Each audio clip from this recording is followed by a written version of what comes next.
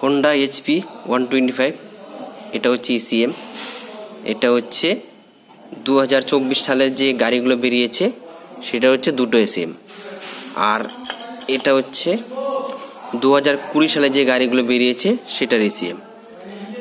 এখন আপনাদের বোঝাবো এটা যে আলাদা আলাদা কেন দিয়েছে বা কি কাজ করে এটা দেওয়ার মানে হচ্ছে এটার মধ্যে পুরো টোটাল এইটা যে এই 2024 সালের যে এসিএমটা আছে এই দুটো এসিএম, এই দুটি এম এর সেম কাজ এটার মধ্যে আছে, একাই করতো। এখন এটা হচ্ছে আলাদা আলাদা করার উদ্দেশ্য হচ্ছে এটা হচ্ছে E20 ইঞ্জিন আর এটা হচ্ছে E20 ছাড়া ইঞ্জিন। এটাতে দুটো স্টার্টার আর এসিজি আলাদা আলাদা করা আছে, দুটোতে ভাগ করা আছে, আর এটাতে একসাথে আছে। এটাতে করার কারণ হচ্ছে এই ইসিএমটা আগের যে ইসিএমটা ছিল এটা E20 ছিল না, E20 আগের ছিল, যার জন্য এটা সাকসেস ছিল না। তারপর এটা চেঞ্জ করে এখন দুটো এসিএম বানানোর ফলে এটার কাজ হচ্ছে শুধু আমাদের ইঞ্জিনটাকে স্টার্ট করবে, এখানে যে স্টার্টিং করে লাগানো থাকে, শুধু ইঞ্জিনটাকে স্টার্ট করার পর পাম্পটাকে চালু করবে, ব্যাস এটুকু হচ্ছে এইটুকু কাজ।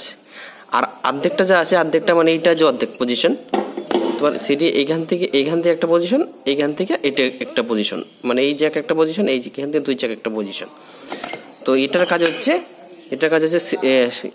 সেন্সার, যত সেন্সার আছে সেটা কাজ করবে, কন্ট্রোল করে রাখবে। এটা light, horn, indicator, battery charging সমস্ত কিছু কন্ট্রোল করে রাখবে। শুধু কাজ করবে এই গাড়িটাকে স্টার্ট করবে আর পাম্পটাকে কন্ট্রোল করে রাখবে। এটা হচ্ছে এটুকু কাজ, এই দুটোর কাজ। আর এটা বানানোর উদ্দেশ্যই লংজিভিটি অনেকটাই বেশি, তার মধ্যে গাড়িটার মধ্যে ফায়ার সিস্টেম অনেকটাই ভালো, যার জন্য কোম্পানি দুটো এসিএম বানিয়েছে। আর এখন থেকে আগামী দিনে সব দুটো এসিএমই দেখা যাবে।